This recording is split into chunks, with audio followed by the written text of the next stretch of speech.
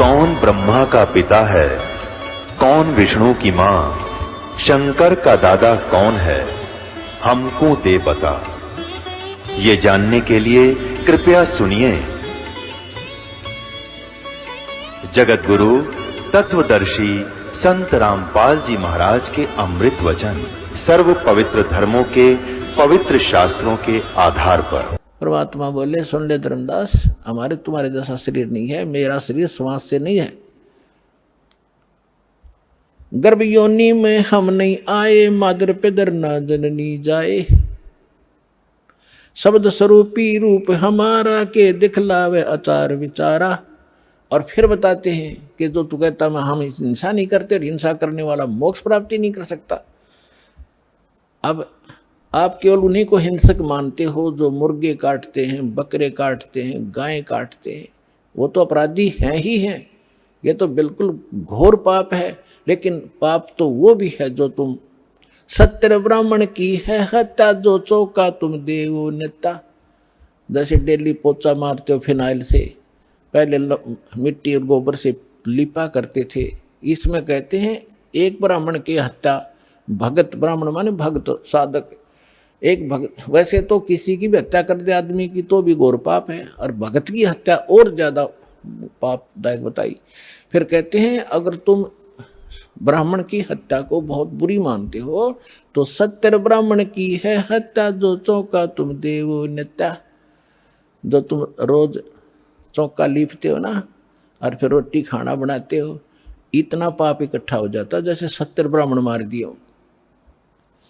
सत्य ब्राह्मण की है हत्या, जो चौका तुम देवो नेता। ब्राह्मण सन सत्या जो होई, जल स्नान करत हो सोई। जिस जोड़ में, जिस तालाब में तू नहा के निकला है और जिसमें जीव जंतु पड़े हैं, जैसे नहाते समय तूने रगड़ रगड़ कर मार डाले।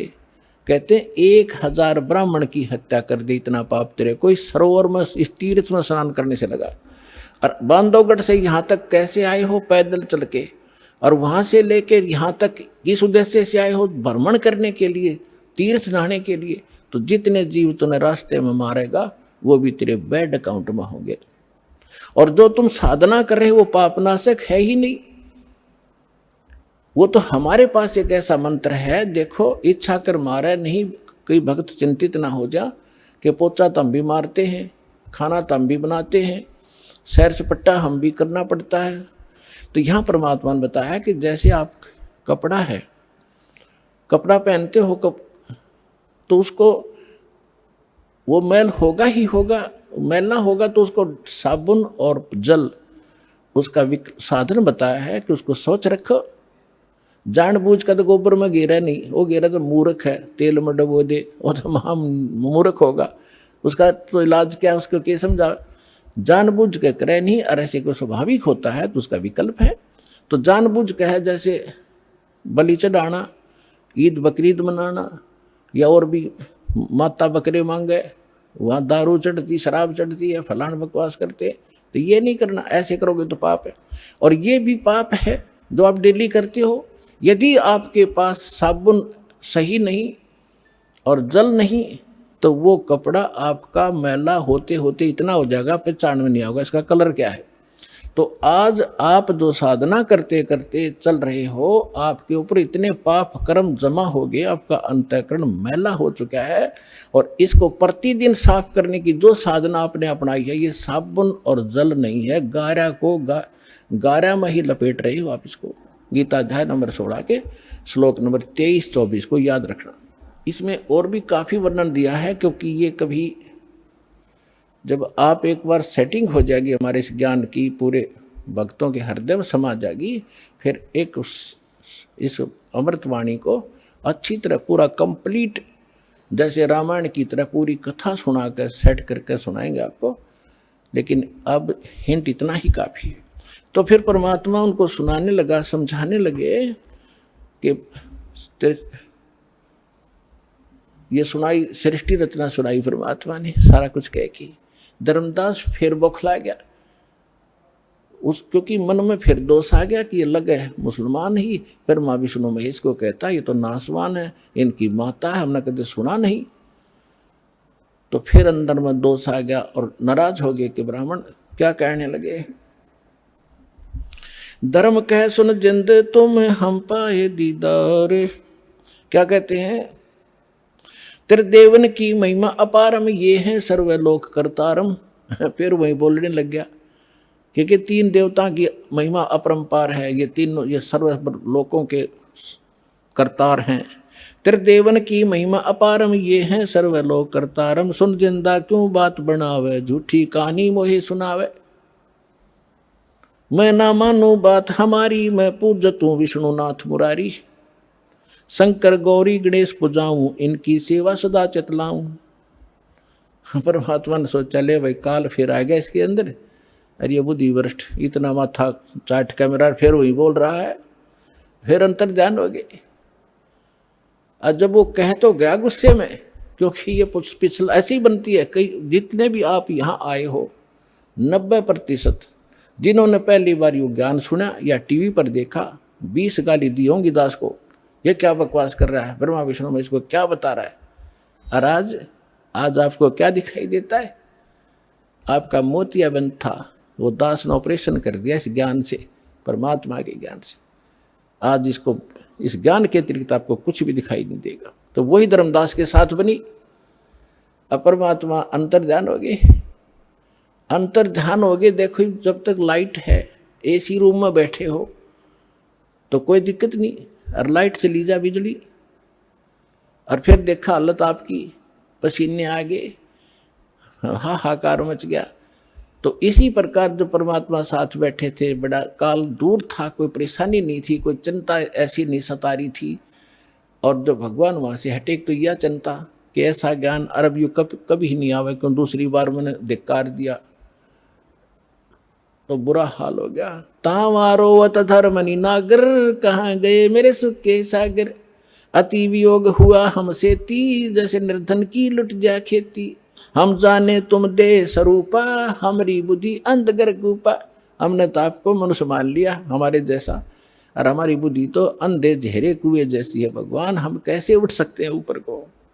हम तो मानुष रूप तुम जाना, सुन परमेश्वर का किया पियाना। हमने तो आपको अपने जैसा मनुष्य मान लिया। ये भगवान आप चले कहाँ गए, मुझे ये बता दो। बेग मिलो कर हूँ अपघाता, मैं ना जीवूं सुनो विधाता। या तो जल्दी दर्शन दे दो, नहीं आत्महत्या करूंगा, मैं रह नहीं सकता। ऐसा ज्ञान सुना दिया, या पूजा कर नहीं सकता, आगे मार्ग मिला नहीं। अब शॉर्ट में बताऊंगा क्योंकि समय ज्यादा होगी। ऐसी बहुत बार घटनाएं हुई, बहुत बार, लेकिन बहुत शॉर्ट में बतानी पड़ती है क्योंकि समय, ये कथा अपार है और समय सीमित है, जीव की अक्षमता भी सीमित है ज्ञान ग्रहण करने की। इसलिए तो वहाँ से धर्मदास जी घर आ गए और बुरी तरह रो, जैसे बच्चों के माँ बाप मर जाते। और उसकी पत्नी ने पूछा कि आप क्यों रो रहे हो, लेकिन वो बोल नहीं सके क्योंकि जब मन भर आता है आवाज निकलती नहीं, तो सच्चे दिल के अंदर जब रोना आता है। अब आमनी देवी उनकी धर्मपत्नी ने पूछा जी कैसे जल्दी आ गया आप, तो आपने तो बहुत समय लगाना था, 2 ढाई 3 महीने का टूर प्रोग्राम था आपका। वो बोल नहीं रहा, अंदर जाके अपने कमरे में मकान में ऐसे मुंदे मुंह गिर गया और ऐसे रोए जैसे बच्चों की माँ बाप दोनों मर जाते हैं, बुरी तरह तरफ तरफ कर रोते हैं। आमनी ने सोचा, अपने मन में विचार किया कि हो सकता है मैं कंजूस हूँ थोड़ी सी, ये दान धर्म घना करा करता है और मैं इसको टोका टाकी कर देती थी कि हिसाब का धर्म हुआ करता है, अब ज़्यादा मत लुटाओ खजाना, बच्चे भी पालने हैं। तो हो सकता है इसका किसी ने रास्ते में धन चोरी कर लिया हो, यात्रा खर्च ना रहा हो, इसलिए वापस आ गया हो। और ये रो रहा हो इसलिए कि अब आमनी फिर इसका माथा ठनकेगा, आमनी का पैसे मांगूंगा तो वो कह रही है जी कोई बात ना, किसी ने आपके धन चोरी कर लिया, कोई बात नहीं, आप और ले जाइए कि परमात्मा ने तुम्हारे कमी छोड़ रखी है, बहुत धन है आपके, ले जाना, मैं कुछ नहीं कहूँगी। तो वो अपने हिसाब से सोच रही है कि शायद इसलिए रो रहा है। काफ़ी देर रोने के बाद जब हल्का दिल हो लिया और वहीं से रोने लग गया था।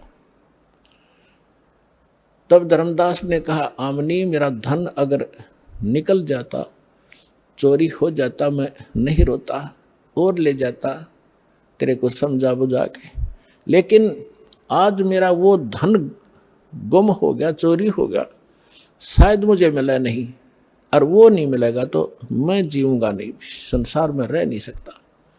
तूने सारी कहानी बताई, सारा कुछ बताया, जो परमात्मा ने सृष्टि रचना सुनाई थी धर्मदास को। धर्मदास जी ने अपनी पत्नी को टू दी वर्ड सुना दी, वर्ड टू वर्ड सुनाई, सारी कथा बताई, नो घटना घटी। ऐसे महापुरुष मैंने हाथ लगा के देखा, उनके शरीर कति तो रुई जैसा था। तो उन्होंने बताया, आमनी कहने लगी, आप व्यापारी होकर के, आप लाला होकर के, सेठ होकर के सौदा चूक गए। रामकृष्ण से कौन सी अपनी रिश्तेदारी थी? इनका ज्ञान सुना था तो ये अच्छे लग रहे थे, इनसे श्रेष्ठ ज्ञान सुना आपने, सौदा क्यों नहीं करा, चरण क्यों नहीं पकड़ लिया, आपने वाद विवाद नहीं करना चाहिए था। धर्मदास कह रहा कि इसीलिए तो रो रहा हूँ, मेरी बुद्धि पर पत्थर पड़ गए और इसलिए रो रहा हूँ। मैं जिंदगी में पहली बार सौदा चुका हूँ, जो घाटे का सौदा करके मैं घर आया हूँ।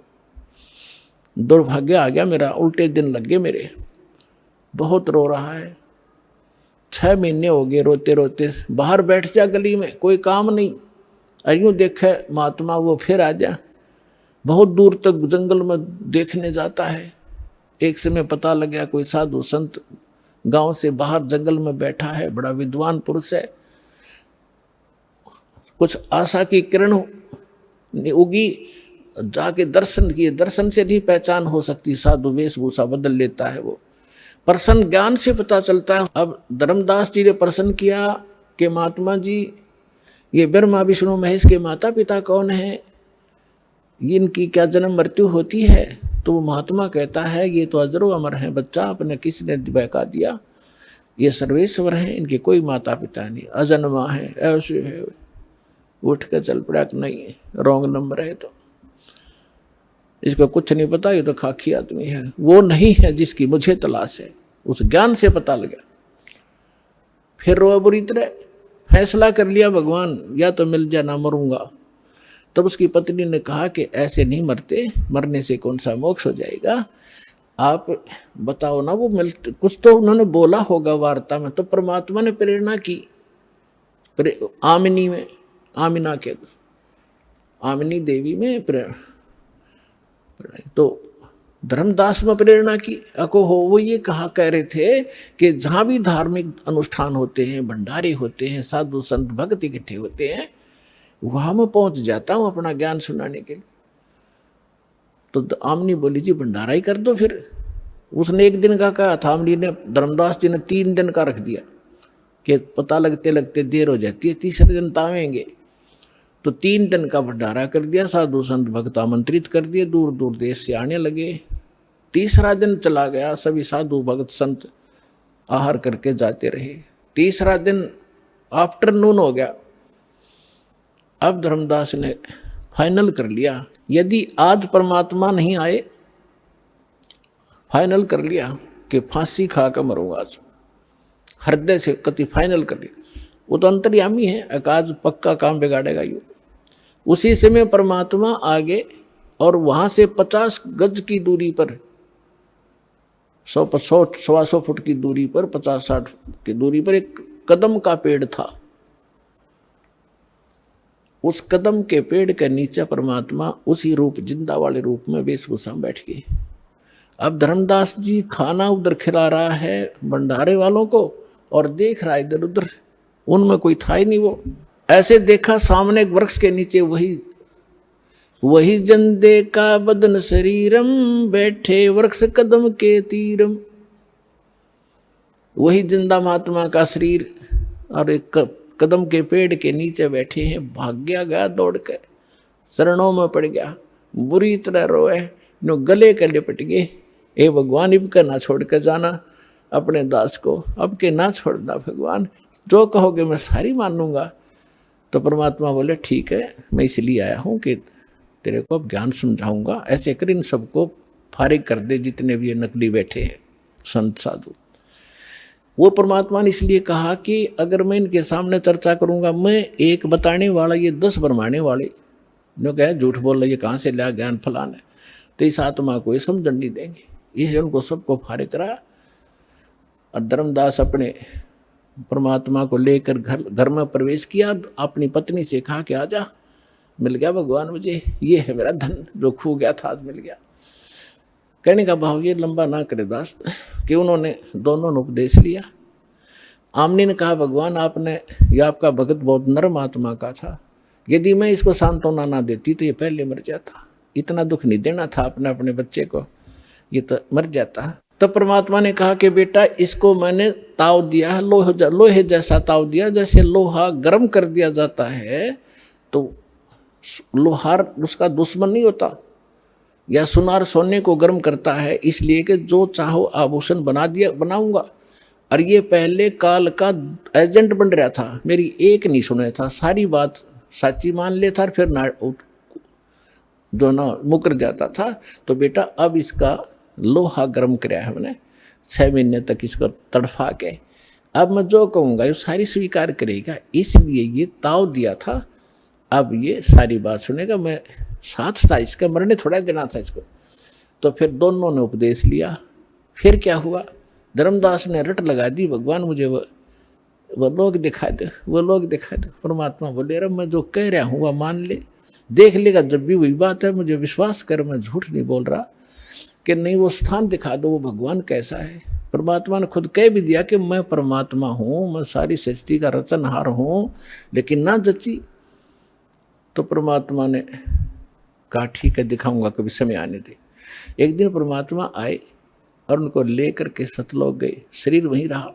ऊपर जाकर दिखा के लाए, जो वहां जाकर जो नीचे से साधु परमात्मा जिंदा रूप में थे, सामने वही तख्त पर बैठे दिखाई दिए, और उनका शरीर बहुत तेजों में था। और वहां की सारी सृष्टि देखी, वहां से ही स्त्री और पुरुष गांव के गांव बसे हुए हैं, बहुत सुंदर महल हैं, बड़े सुंदर शरीर हैं उनके, और सुंदर आभूषण पहनते हैं, बड़ा प्यार से रहते हैं। तब धर्मदास ने कहा भगवान मुझे यही रख लो, हे परमात्मा आप तो सचमुच मतलब मूर्ख हूँ, आप स्वयं मालिक हो, हे भगवान मुझसे गलती हुई, माफ करो, मुझे यहीं रख लो। परमात्मा बोले नहीं, आपको वापस जाना पड़ेगा, आप भक्तिहीन हो चुके हो। मैं ऐसा मंत्र सतनाम दूंगा 2 अक्षर का, और फिर सार नाम दूंगा, इनकी भक्ति से, इनकी साधना से जो मैं विधि बताऊंगा शीघ्र धनी हो जाओगे। और फिर यहाँ जाना बच्चा, फिर मेरा गवाह बना, आपके भाई बहनों को बता कि सचमुच वास्तविकता क्या है। तो वापस भेजा। 3 दिन बीत गए इसी कारण में, 3 दिन तक सब रिश्तेदार इकट्ठे हो गए कि धर्मदास कोमा में गया, पागल हो गया, बेहोश हो गया, जादू जंत्र करनिया महात्मा इनके घर पर आता था। अब जो ही तीसरे दिन होश में आया, सारे आसपास बैठे, यदि वो आसपास ना बैठे होते तो वो इन्हों सोचता स्वप्न होगा, और वो देखा तो सचमुच तो मर चुका, यूं न तो मरा मान लिया, लेकिन श्वास चल रहे थे, अचेत थे। तब धर्मदास को विश्वास हुआ, परमात्मा ने बताया कि मैं काशी में आया हुआ हूँ, बनारस में, वहाँ धानक रूप में रहता हूँ, जुल्हे का काम करता हूँ। अब यह तसल्ली हो नहीं कि वो भगवान यहाँ रह रहा होगा। तो जितने भी सब रिश्तेदार थे वो तो खुशी मनाई, भाई धर्मदास जीवित हो गया, चोखा धन्य है भगवान। फिर वहाँ पहुँचा, जाके बनारस में देखा भगवान सामने, ओए होए वही बैठे जो के नो चरणा में पड़ गए। पहले प्रथम मंत्र दिया था, फिर सतनाम दिया, धीरे सार नाम देकर फिर कसम दिला दी, धर्मदास मेरी लाख दुहाई, ये सार मूल ज्ञान जो मैं तुझे बता रहा हूँ अभी कहीं बताना नहीं, और ना ये सतनाम देना किसी को, ना सार नाम देना, नहीं तो धर्मदास तेरी मेरी लाख दुहाई, सार नाम की दबार ना जाई, मूल ज्ञान बार जो पढ़ी, बिजली पीढ़ी हंसनी तरही। और ये सार नाम को तब तक छुपाई जब लग 12 पंथ ना मिट जाई। कलयुग बीतता 5500 पाचा, जब मेरा वचन होगा साचा। चौथा युग जब कलयुग आई, तब हम अपना अंश पठाई, और फिर हम पूरे विश्व को पार करेंगे। धर्मदास ये छुपा के रखना। पुण्यात्माओं, इस अमर कथा में अरुचि ना करना है। असंख्यों युगों के बाद तुम्हारा बिल्ली के बागों छीका टूटा है, ये इसको छक छक कर खा लो और कल्याण करा लो।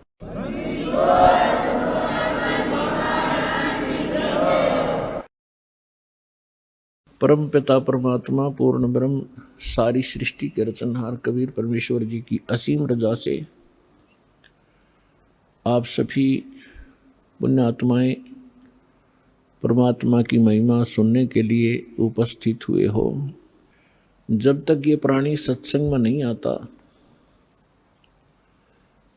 तब तक इसको मनुष्य जीवन के लक्ष्य का ज्ञान नहीं होता।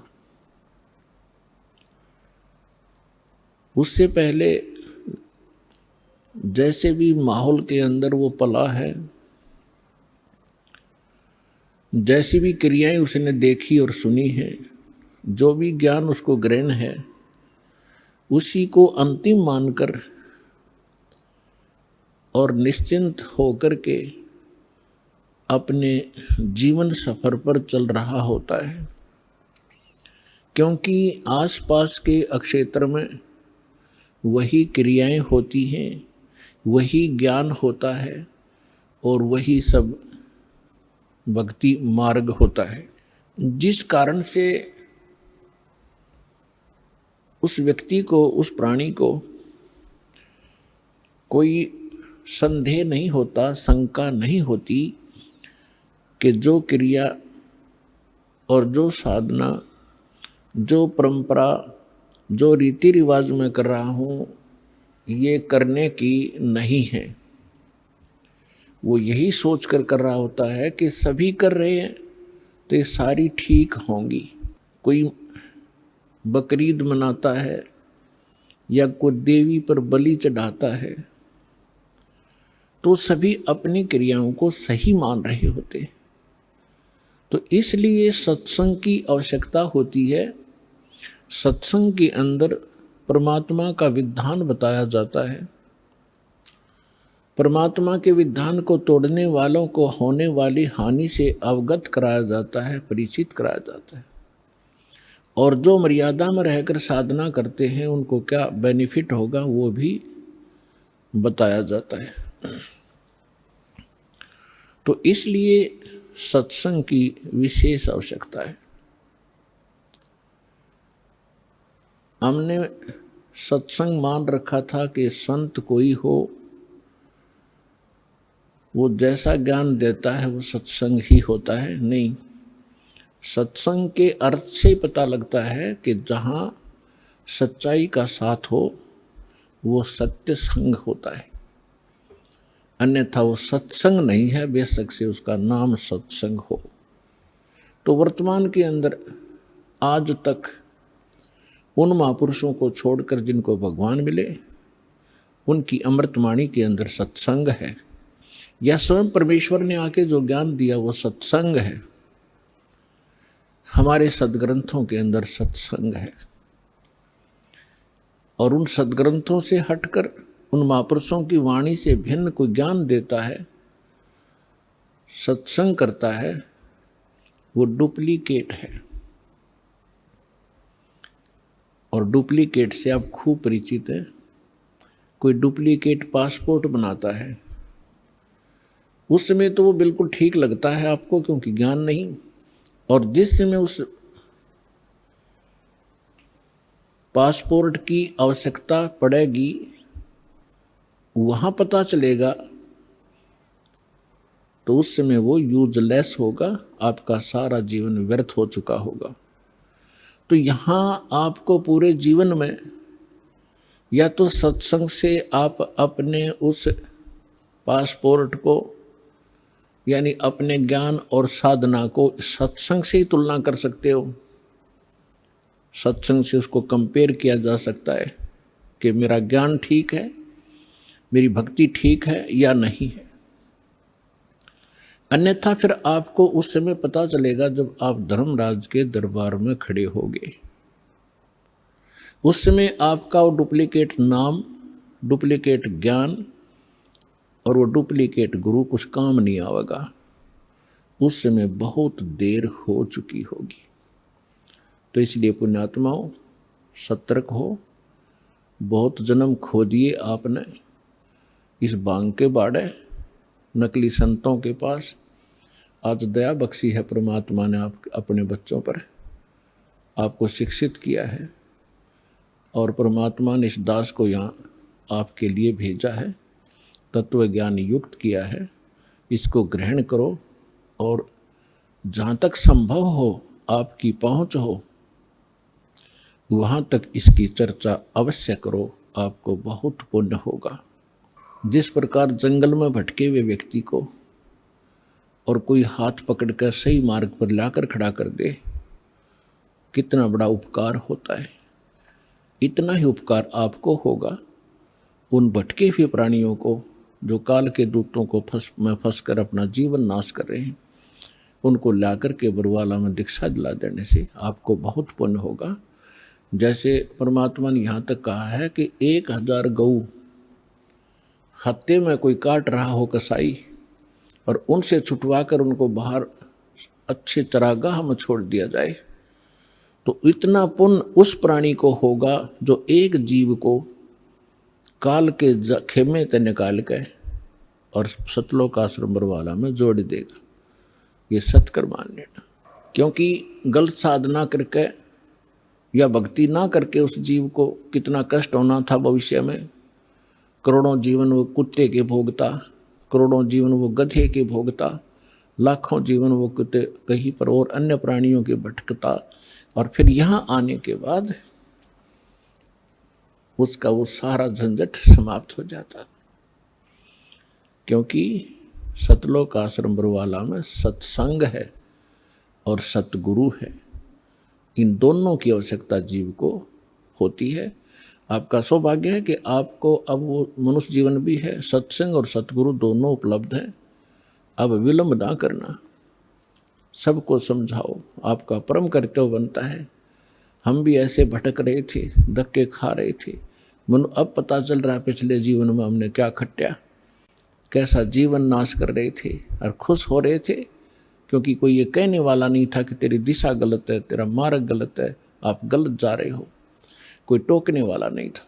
तो तभी तो हमें सतर्क होना पड़ता है। कोई ये कहे तो इधर गलत जा रहे हो, तो विचार करना पड़ता बुद्धिमान व्यक्ति को, इसने कैसे कहा ये, तो विचार करेगा तो फिर वो उसको मार्ग को त्यागे भीगा। तो सत्संग में आने से क्या लाभ होता है? सतगुरु के उपदेश का लाया एक विचार, जय सतगुरु मिलते नहीं जाते नरक द्वार। नरक द्वार में दूत सब करते खेचा तान, उनसे कभू न छूटता फिर फिरता चारों खानी। चार खानी में भरमता कबहू न लगता पार, सो फेरा सब मिट गया मेरे सतगुरु के उपकार। 7 समुद्र की मसी करूं, लेखनी करूं बन राय, धरती का कागज करूं गुरु गुण लिख्यो न जाए। परमेश्वर ने अपनी महिमा बताने के लिए,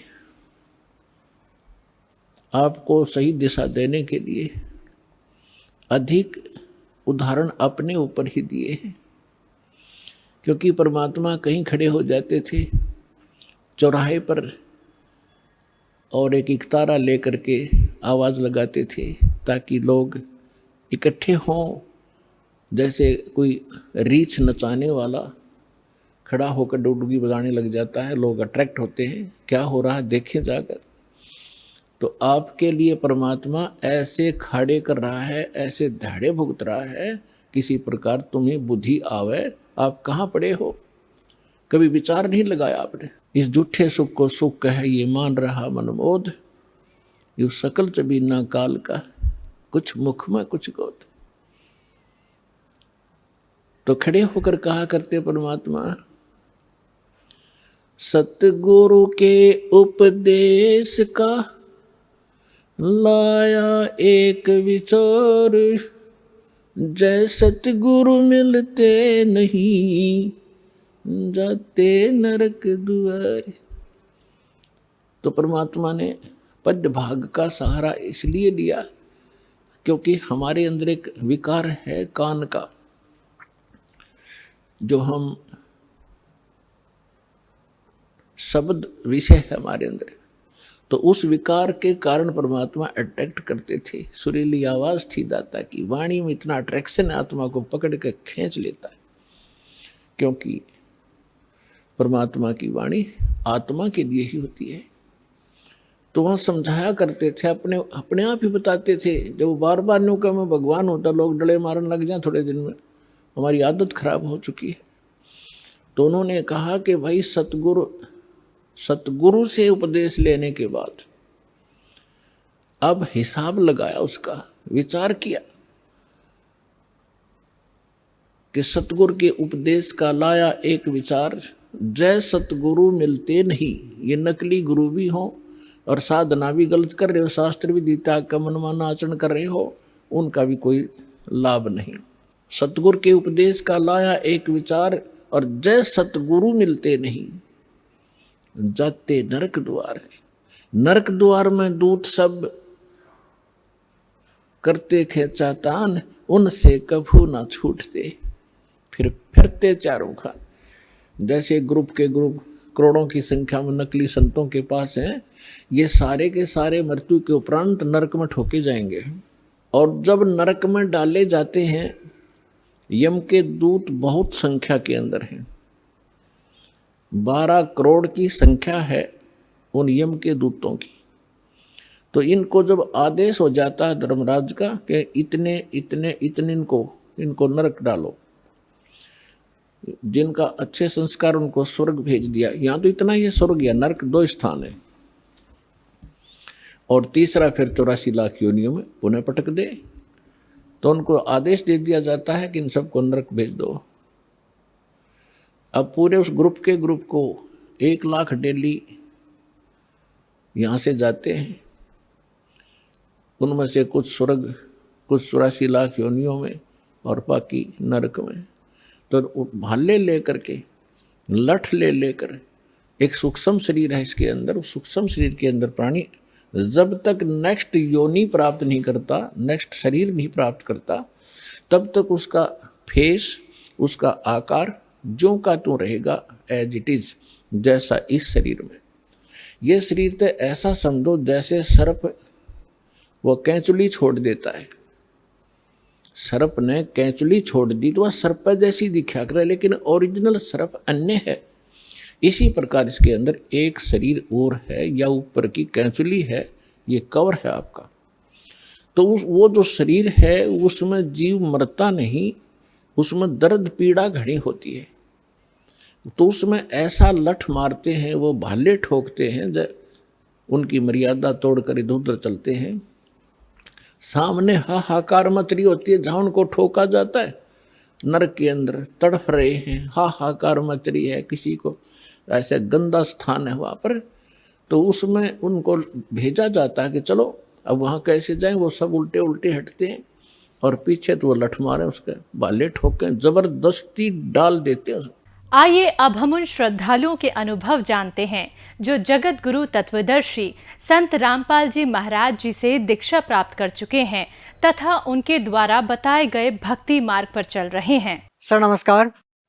हाँ बोलिए सर। क्या नाम है जी आपका? मेरा वर्तमान जो नाम है राजेश मदनलाल भावसार, और इसके पहले मुझे रस सिद्ध योगीराज राजेश अद्वैत इस नाम से लोग जानते थे। सर आपकी क्या कहानी है? आज आप कैमरे के सामने आए हैं अपनी कहानी को लेकर के। बड़े बड़े साइंटिस्ट आपसे मिल चुके हैं, बड़े बड़े सिद्ध लोग आपसे मिल चुके हैं, लाखों की तादाद में अभी भी जो आज के जो साधु संत जिनको लोग मानते हैं, आज के जो साधु संत हैं वो आपसे मुखातिब होने के लिए, मिलने के लिए आतुर रहते हैं। सर आपकी क्या कहानी है, क्या बताना चाहेंगे आप?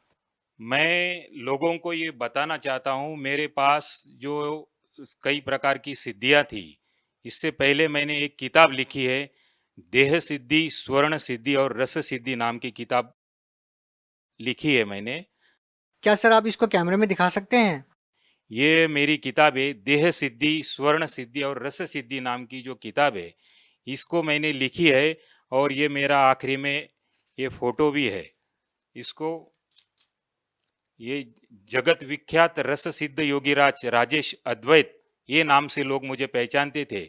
इसके आप ये फोटो देख सकते हैं। इसके पहले मेरी किस प्रकार की दाढ़ी थी। लोग मुझे मेरे चरण स्पर्श करके, ये पंडित लोग मेरे से आज जो लेके जाते थे वो मैं रहस्य आपके सामने खोल रहा हूँ। आप एक देख सकते हैं कि ये जो मेरे हाथ में जो चीज है, ये संसार की अत्यंत दुर्लभ वस्तु मानी जाती थी। इसको शास्त्रों में और पुराणों में कहा है कि मृदुहा कोटि गुणम फल प्राप्त स्वर्णलिंगा, स्वर्णात् कोटि गुणम फल प्राप्त बाणलिंगा, बाणात् कोटि गुणम फल प्राप्त नर्मदेश्वर लिंगा, और नर्मदेश्वरात् कोटि गुणम फल प्राप्त पारदेश्वर लिंगा। इसके आगे ये भी कहा है कि रसात् परतरम लिंग न भूतो न भविष्यति।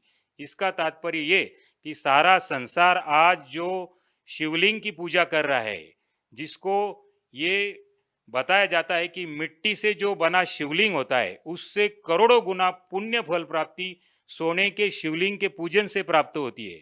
इस श्लोक का अर्थ बता रहा हूं मैं आपको। और सोने से करोड़ों गुना पुण्य फल प्राप्ति, जो दूसरे ग्रह से जो उल्का आती है उसका जो पत्थर, उस पत्थर से जो लिंग बनाया जाता है उससे करोड़ों गुना पुण्य फल प्राप्ति होती है। और उससे भी करोड़ों गुना पुण्य फल प्राप्ति जो नर्मदा नदी में निसर्गता तैयार हुआ मिलता है उससे प्राप्ति होती है। और उससे भी करोड़ों गुना पुण्य फल प्राप्ति ये जो पारे से बना हुआ संसार का अत्यंत दुर्लभ पारद शिवलिंग, ये जो आपको दिखा रहा हूं, इससे प्राप्त होती। इसको कहा है शास्त्रों में कि रसात् परतरम लिंग न भूतो न भविष्यति। ये पारे का शिवलिंग है, आप देख सकते हैं। सर इसकी महत्वता क्या है? आपने जो ये बनाया है शिवलिंग, सर इसकी महत्वता क्या है? पारा मतलब कौन सी धातु है, मतलब क्या है इसकी कहानी? सर मैं आपको दिखाता हूँ पारा, 1 मिनट में। ये जो आप देख रहे हैं सर, कि ये जो है ना, ये इसको मर्क्यूरी बोला जाता है और ये हाथ में नहीं उठाया जाता है। इसको जो है भगवान शिव का वीर्य कहा है। ये जो देख रहे हैं आप, ये जो बिजली के समान तेजस्वी अत्यंत दैदीप्यमान जो पदार्थ देख रहे हैं, इसको भगवान शिव का वीर्य बताया है। और ये संसार का अत्यंत दुर्लभ वस्तु और पूर्ण पृथ्वी तल पर एक जीवित धातु माना जाता है इसको। और वैज्ञानिक दृष्टिकोण से भी इसको अलाइव मेटल कहा गया है। इसमें सभी धातुओं को समाने की क्षमता है इसमें। और इससे बना ये शिवलिंग है जो आज संसार का अत्यंत दुर्लभ माना जाता है।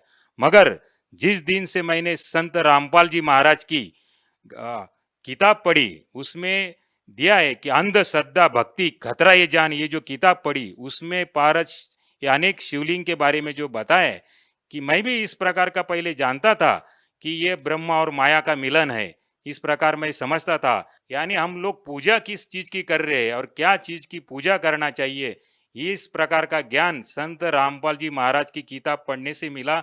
और मैं इसके माध्यम से अमर बनने की ख्वाहिश लेके बैठा था कि मैं अमर बन जाऊं, क्योंकि ये विज्ञान में आगे चल के इस प्रकार का भी समावेश किया गया है कि इससे व्यक्ति अमर बनता है। मगर ये बात तब मुझे गलत लगी कि मुझे ही डायबिटीज हो गया और मैं मलाई, घी, चावल ये खाने में असमर्थ था। तब मुझे आहत निकली मेरे अंदर से कि हे परमात्मा, तुम जहां भी कहीं बैठे हो तो मेरी अंदर की आवाज सुनो आप। सर ये जो पदार्थ आपके पास है, सर इस पदार्थ से तो कोई भी शिवलिंग बना सकता है, इसमें बड़ी बात क्या है? नहीं सर, ये इसको जो है ना, ये आम व्यक्ति नहीं बना सकता। इस प्रकार का और भी एक मैं शिवलिंग बनाया करता था जिसको भूखा पारसमणि कहा जाता है। नहीं, जो आपके पास ये जो पदार्थ है, ये जो लिक्विड पदार्थ है, इसको गर्म करके या ठंडा करके या किसी क्रिया के द्वारा इसको ठोस नहीं बनाया जा सकता? नहीं सर, ये जो है इसको 662 डिग्री पर आप हीट देंगे तो ये इवापोरेट हो जाता है, कपूर के जैसा उड़ जाता है। इसको गर्म करने से भी आप बांध नहीं सकते। संसार की ऐसी कोई चीज नहीं है। रावण के संहिता में बताया गया है कि ये तंत्र की आखिरी क्रिया मानी जाती है। भारत को जड़ी बूटियों के माध्यम से और तंत्र के माध्यम से बांध देना और इसको ये स्वर्ण खाने में सक्षम है ऐसे बना देना। सर आपने कहा कि ये स्वर्ण खाने में सक्षम है, सर इस बात का क्या मतलब निकाले? ये जो इस प्रकार का जो लिंग बनता है, तो इसको आप स्वर्ण अगर ये इसको टच करते हैं तो ये स्वर्ण अपने आप में खा जाता है। इस प्रकार का भी एक शिवलिंग बनता है। और ये जो शिवलिंग है, इसको आप अगर स्वर्ण स्पर्श करेंगे तो ये अपने आप में व्हाइट बना देता है। कौन विश्वास करेगा सर इस बात पे? आप देख सकते हैं, लाइए आप कोई चीज है तो। सर इससे पहले हम आपसे ये जानना चाहेंगे, ये जो सोना आपके हाथ में है ये वाइट हो जाएगा, मतलब ये सोना नहीं रहेगा? हाँ जी, हाँ। इसके घिसने से सोना नहीं रहेगा ये? नहीं, इसके अंदर जो गुण है, ये गुण इस अपने गुण ये दूसरे में उतार देता है और इसको भी वाइट कर देता है सोने को। आप देख सकते हैं कि मैं इसको स्पर्श करा रहा हूँ और आप देख सकते हैं इसको कि ये देखो, ये देखिए आपके सामने ही मैं बता रहा हूँ। आप दूसरा कोई भी पेंट इसको लगा सकते हैं, ये सोने को नहीं पकड़ता है, क्योंकि सोना जो चीज है वो अपने आप में अलग होता है। इसका मतलब तो ये हुआ कि जैसे पारस पत्थर होता है जो लोहे को सोना बना देता है, तो इसने सोने को लोहा बना दिया एक किस्म से। नहीं, ये नहीं कह सकते हम, मगर कि जो दूसरा आता है इसमें से, जो ये सोने को खाता है, भूखा पारस मणि, बुभुक्षित पारस कहते हैं इसको, तो ये स्वर्ण खा जाता है। और ये इसकी जो क्षमता है वो कितना पचा जाएगा अपने में सोना, इसका कोई अंदाजा नहीं रहता है। आपका कहने का मतलब है कि आप में इतनी सारी सिद्धियां हैं या आप इतनी विद्याओं को जानते हैं कि आप वो भी चीज बना सकते हैं जो लोहे को सोना बना सकती है या फिर सोने को खा सकती है, वो आपने बना ही दिया।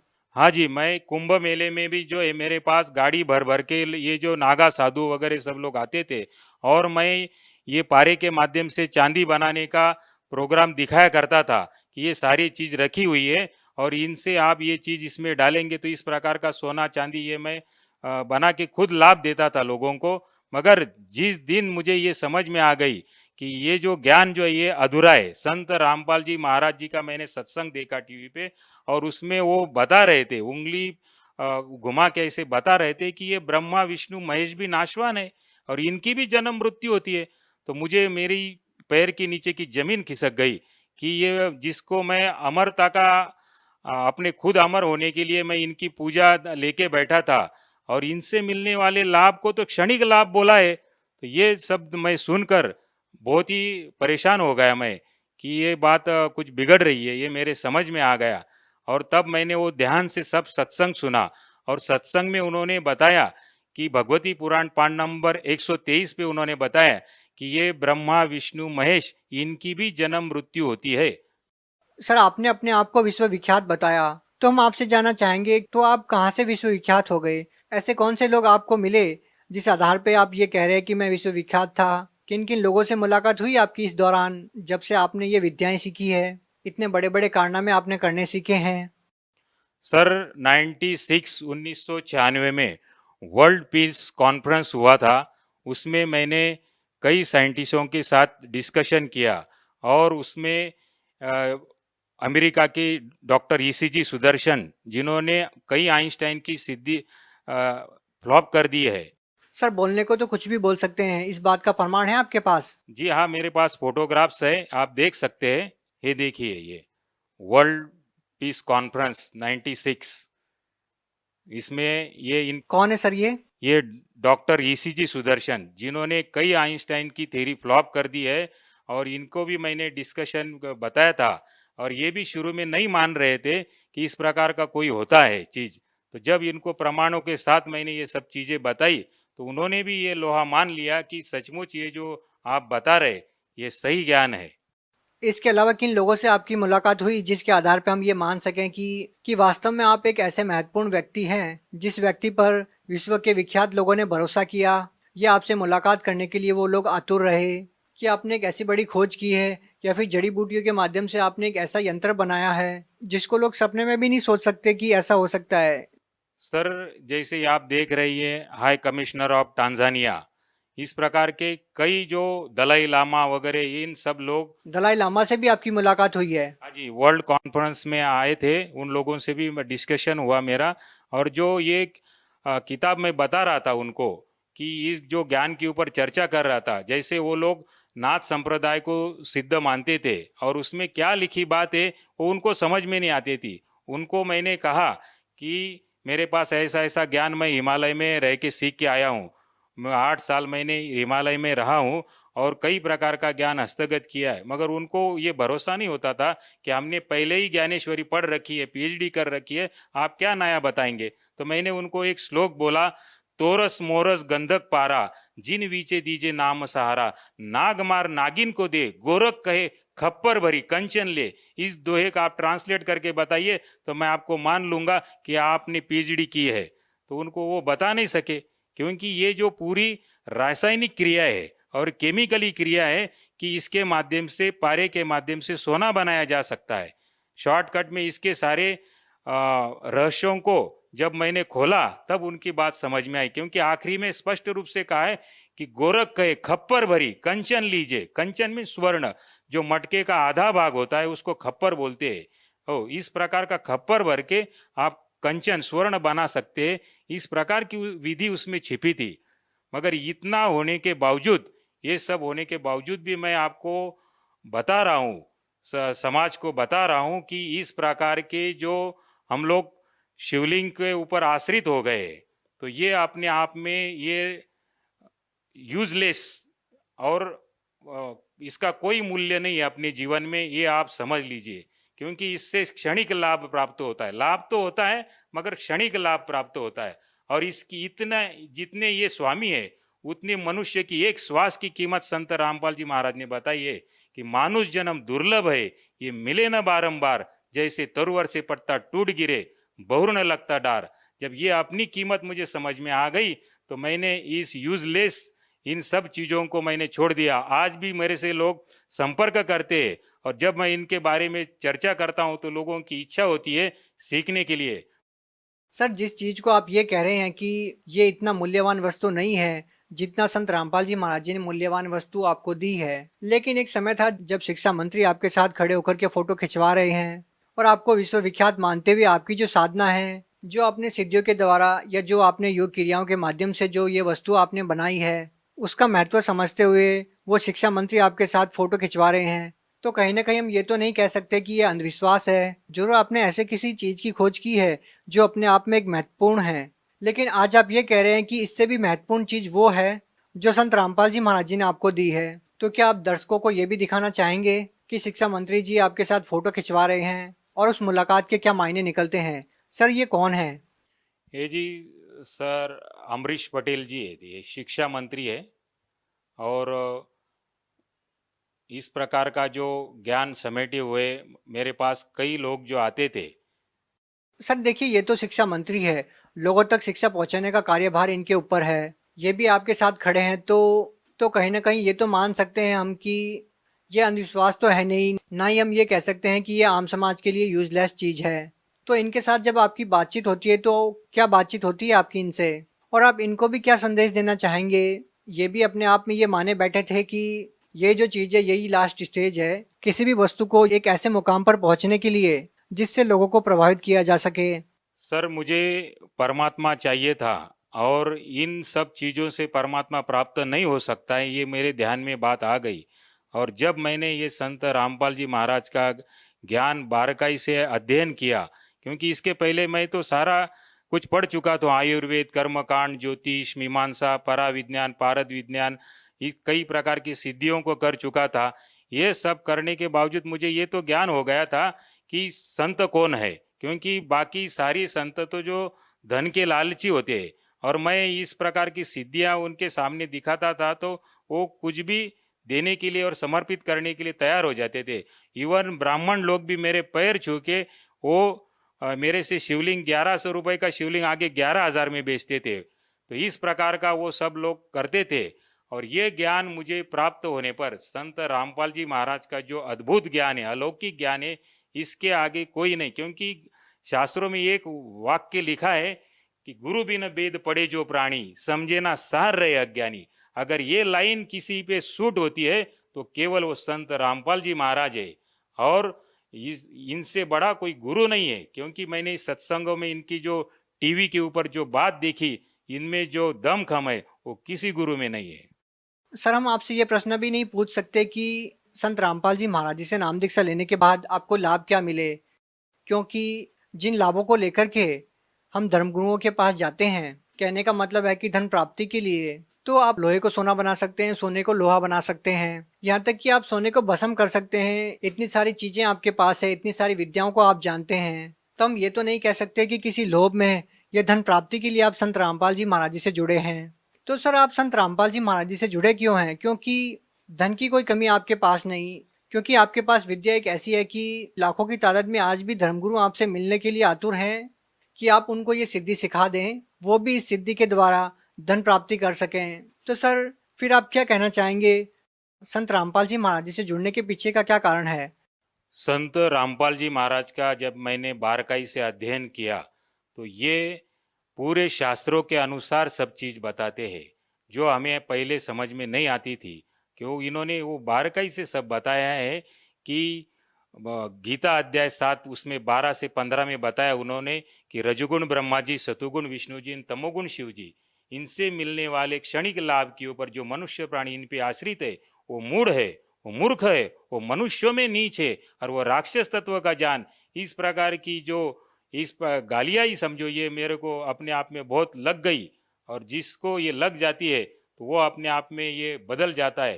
तो ये सचमुच मैंने ये सब देखा और मुझे सच में दिखाई दिया कि हम भी पूजन किसका करते हैं, एक योनि और लिंग का, ये कोई बात है? ये यूजलेस और बकवास मानी जाती है ये। सर हम वर्तमान की स्थितियों को देखते हैं तो लाखों की तादाद में लोग कावड़ को लेकर आते हैं और करोड़ों की तादाद में शिव भक्ति की जाती है, भारत देश में ही नहीं पूरे वर्ल्ड में। और वो लोग जब कावड़ लेकर आते हैं, गंगा जल लेकर आते हैं और शिवलिंग पर चढ़ाते हैं, लेकिन आप ये कह रहे हैं कि एक ऐसी पवित्र वस्तु से आपने शिव के वीर्य से एक ऐसी वस्तु का निर्माण किया जिसको आपने बताया कि रावण क्रिया योग में उसको सबसे श्रेष्ठ माना गया है, और आप उसको भी ये कह रहे हैं कि ये यूजलेस है। तो आप उन शिव भक्तों को क्या संदेश देना चाहेंगे इसके बारे में? मैं शिव भक्तों को ये बता रहा हूँ कि इसमें ये भी कहा है, लिंग सहस्रस्य यत् फलम सम्य गर्जनात् तत्फलम कोटि गुणितम रस लिंगार्चनात् भवेत् ब्रह्म हत्या सहस्राणी च गो हत्या शतानी च तत्क्षण द्विलयांति रस लिंगस्य समर्पित।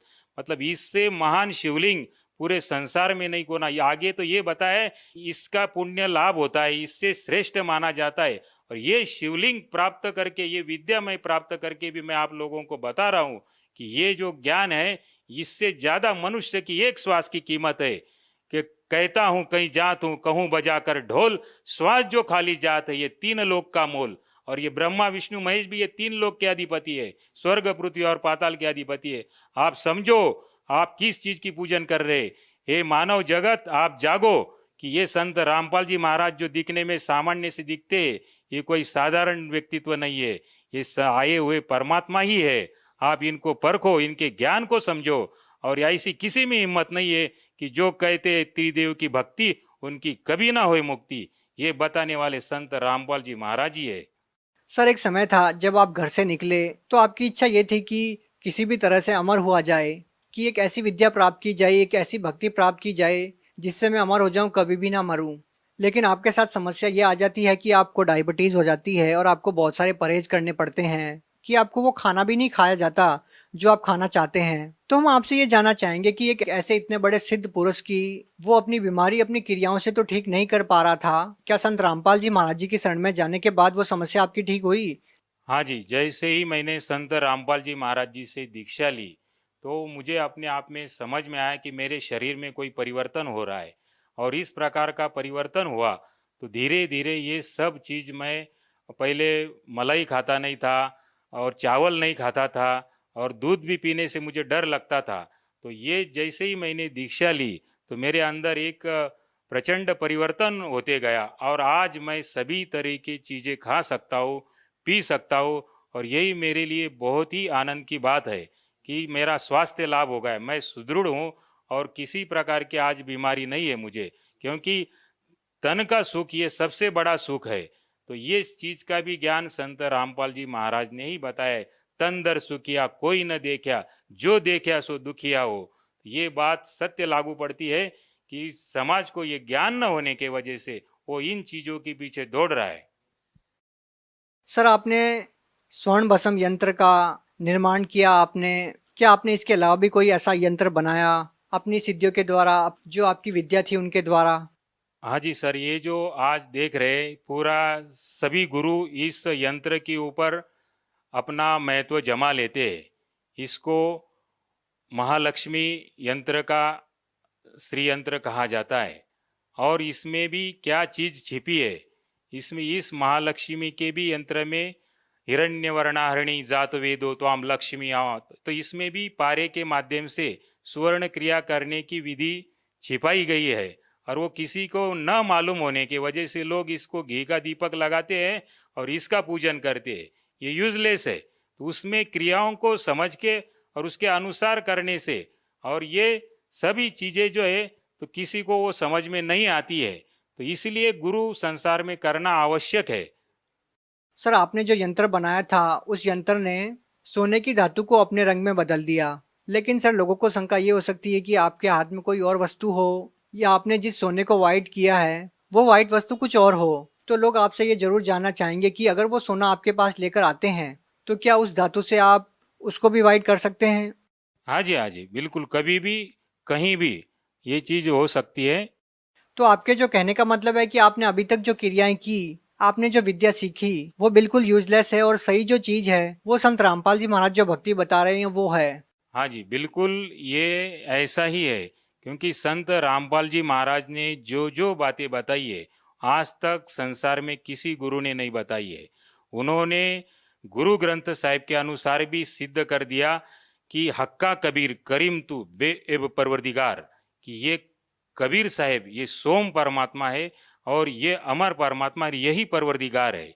सर आपने शिव भगवान को मानने वाले लोगों को एक संदेश दिया कि आप जो साधनाएं कर रहे हैं वो साधनाएं करने की नहीं है, संत रामपाल जी महाराज जी से नाम दीक्षा लो। तो क्या ये माना जाए कि संत रामपाल जी महाराज शिव भगवान की या देवी देवताओं की भक्ति छुड़वाते हैं? नहीं, संत रामपाल जी महाराज तो ये बताते हैं कि जैसे तहसीलदार साहेब है, कलेक्टर साहेब है, मंत्री साहेब है, मुख्यमंत्री साहेब है, प्रधानमंत्री साहेब है और राष्ट्रपति साहेब है, तो ये भी अपने स्तर के साहेब है। साहेब यानी स्वामी प्रभु है ये। और तहसीलदार को अगर हम राष्ट्रपति कहेंगे तो ये बात गलत हो जाती है। वो इतना ही समझा रहे कि तुम तहसीलदार को तहसीलदार ही साहब बोलो। तो ये जो है ये अपने स्तर के प्रभु है, तीन लोक के अधिपति, तीन लोक के भगवान है। सर संत रामपाल जी महाराज जो है देवी देवताओं की भक्ति छुड़वाते नहीं है, तो ये तो उन देवी देवताओं के मंत्र प्रदान करते हैं जिससे ये देवी देवता भी किस प्रकार लाभ पहुंचा सकते हैं। लेकिन सर लोग मंत्र तो कर रहे हैं ना, ओम नमः शिवाय वगैरह भक्ति तो कर ही रहे हैं। तो ये जो है ये मंत्र शास्त्र प्रमाणित नहीं है। संत रामपाल जी महाराज भगवत गीता खोल के बताते हैं कि उसमें तो केवल बताया मुझ माम ब्रह्म का केवल ओम एकाक्षरीति मंत्रम, उसमें बताया कि वो बताते हैं कि संत रामपाल जी महाराज बताते हैं कि ओम मंत्र इसमें बताया, फिर ओम नमः शिवाय कहाँ बताया है। तो आपके कहने का मतलब ये है कि संत रामपाल जी महाराज जी देवी देवताओं के जो मंत्र बताते हैं वो शास्त्रों के अनुसार है और उन्हीं मंत्रों को करने से देवी देवता लाभ दे सकते हैं। जी हाँ, बिल्कुल, संत रामपाल जी महाराज जो बता रहे उन्हीं के अनुसार भक्ति करने से ही लाभ होगा। अंत में सर आप भगत समाज को क्या संदेश देना चाहेंगे? मैं समाज को ये प्रार्थना कर रहा हूँ, हृदय से प्रार्थना कर रहा हूँ कि आप इन चीज़ों के पीछे ना दौड़े, ये शिवलिंग के पीछे ना दौड़े, क्योंकि इससे संसार की श्रेष्ठतम वस्तुएं मैंने निर्माण कर रखी थी और इसके ऊपर कोई चीज़ नहीं है। और इसके बावजूद मैं आपको बता रहा हूँ कि इतनी कीमत, उससे ज़्यादा कीमत तो मनुष्य के एक श्वास की है। और ये फिजूल में इन चीज़ों के पीछे दौड़ने से अपना अमर शरीर प्राप्त करने के लिए, मोक्ष प्राप्त करने के लिए अगर कोई चीज करना चाहते हैं तो केवल संत रामपाल जी महाराज जिनका आप सत्संग देखो और नीचे जो पीली पट्टी आती है उसके ऊपर नंबर डायल करके आप वहाँ पे संदेशा भेजो। आपको कोई किताब चाहिए या नामदान लेना है तो सभी चीज़ें का डायरेक्शन आपको वहाँ से प्राप्त हो जाएगा। जी धन्यवाद।